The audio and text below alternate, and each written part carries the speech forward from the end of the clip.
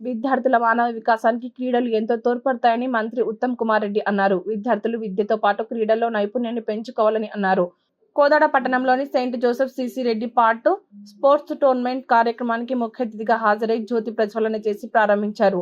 Christian minority పాఠశాలలు మెరుగైన విద్యను అందించడంలో ప్రముఖ పాత్ర వహిస్తున్నాయని, క్రిస్టియన్ ఎయిడెడ్ పాఠశాల అభివృద్ధికి ప్రభుత్వం కృషి చేస్తుందని అన్నారు. కోదాడ సిసి రెడ్డి క్రిస్టియన్ పాఠశాల 50 సంవత్సరాలు పూర్తి చేసుకోవడం అభినందనీయమని అన్నారు.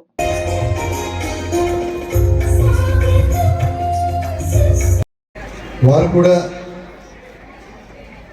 మిషనరీ స్కూల్స్ లో చదవడం, machinery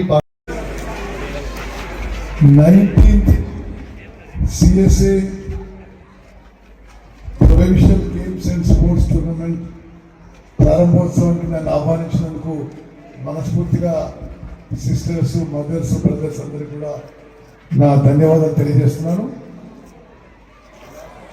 reverend sister Batti Japamala గారు, superior general society of catechist sisters of Saint Ann's Hyderabad,